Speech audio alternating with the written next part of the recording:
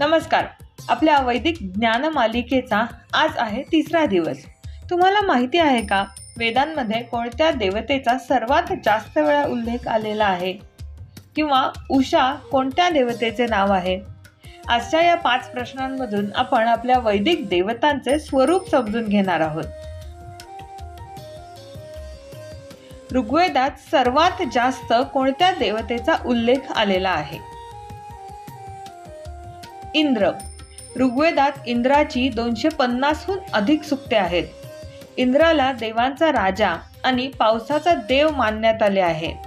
कठीण प्रसंगी मानवाचे रक्षण करण्याची शक्ती म्हणून इंद्राची प्रामुख्याने स्तुती करण्यात आली आहे. वेदांमध्ये अग्नी देवतेला कशाचे प्रतीक मानले जाते? यज्ञाचा देव किंवा देवांचा दूत.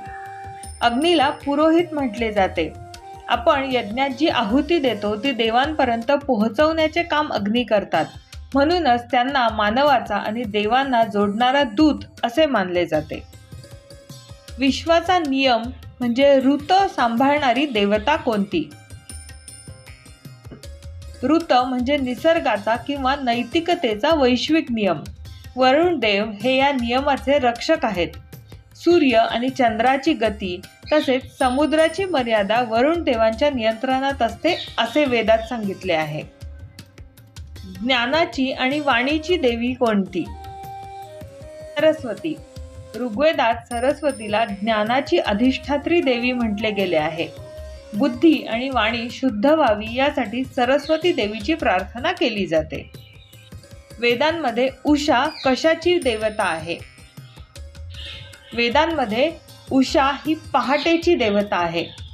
अंधार संपवून प्रकाशाचे आगमन करणाऱ्या देवतेला उषा म्हटले जाते. ऋग्वेदात उषेचे वर्णन एका अत्यंत सुंदर आणि चैतन्यमयी देवतेच्या रूपात केले आहे, जी दररोज जगाला नवीन आशा देते. वैदिक देवतांबद्दलची 5 पैकी आजची तुमची किती प्रश्नांची उत्तरे बरोबर आली? कमेंटमध्ये मला नक्की कळवा. वेदांबद्दल आणि आपल्या पौराणिक वाङ्मयाबद्दल अधिकाधिक माहिती मराठीमध्ये समजून घेण्यासाठी वैदिक विजडम मराठीला सबस्क्राईब करा.